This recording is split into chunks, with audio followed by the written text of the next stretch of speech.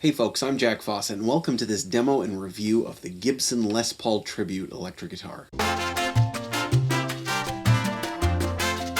Now this is an awesome US-made Gibson that's kind of a stripped-down Les Paul, and the Tribute series have been around for a while. They've gone through a lot of different models, they've gone through a lot of different iterations. What they're doing right now is actually more similar to what some of the originals were when the Tribute series first came out around a decade ago. And it kind of is, I don't want to say it's replacing the studios, but it's become a new sort of notch in levels of good quality guitars that are available. So for somebody who wants, you know, a real rocker Les Paul, but doesn't have enough money for a standard or a classic or a traditional or, you know, what have you, this is something that is really cool. It's kind of a workhorse. It's kind of a nice road-worthy guitar. Features-wise, reminds me a lot of what Fender did with the Highway 1 series, if for those of you that remember Highway 1s, which are not around anymore. But essentially, the difference between this and a higher-end Les Paul is you've got kind of a lighter, more satin finish.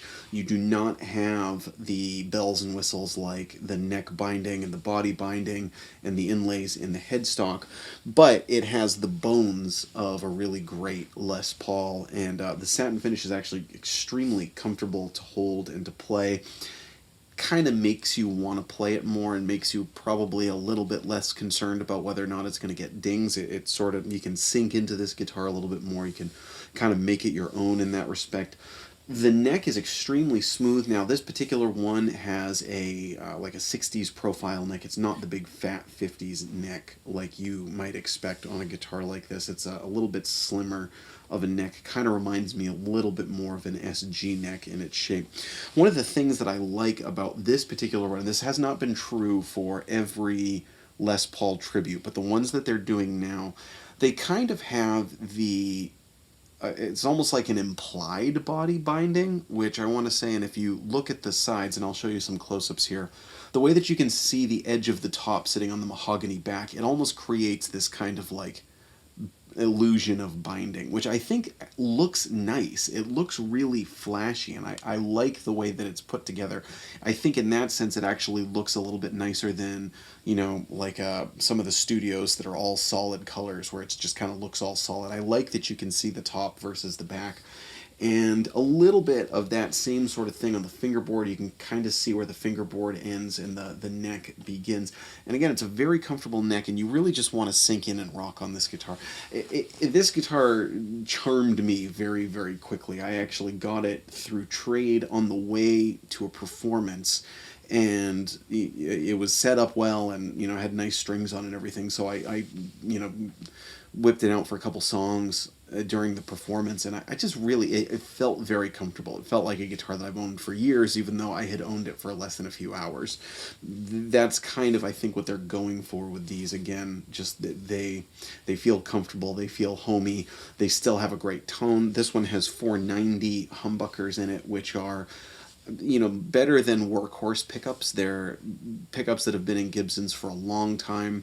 A lot of you might have played them without even realizing it if you don't, you know, kind of look into that with certain models. But the 490s have been in the SG Faded series. They were in Les Paul Studios. They were in certain models of SG Standard over the years, with also some had the 498 in the bridge. Great classic sounding Gibson humbucker.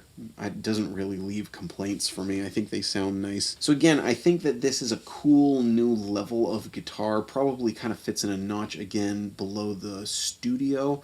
And, you know, the Studios have, generally speaking, have higher gloss finishes, probably a little step closer to a Standard in some respects, but I actually think these are more comfortable. And they have a little bit more vintage vibe, you know, even though there were never vintage Les Pauls like this that had the, you know, the full top and, you know, without the binding and everything. They just have more of an ode to a vintage Les Paul, I think, than a lot of Studios have. So I think these are a great bang for the buck. I think they're really, really cool. And, you know, when you pick it up and play it, and especially tonally, it sounds like a Les Paul, and that's what you want. So, you know, there's a lot of price variance from low-end Les Pauls to high-end Les Pauls, but this is definitely one, you know, if you were to play it on a recording or to play it live, you know, you're not gonna get anyone poo-pooing you for, you know, oh, well, that's the Tribute, and it's not as good as the Standard, because the Standard has more of a richness. And it's like, no, it's a rocker guitar, you know, it's a guitar that you take out, and it sounds great. And yeah, that being said, it sounds great clean, too. It has a nice resonance to it. I even found that just kind of sitting here,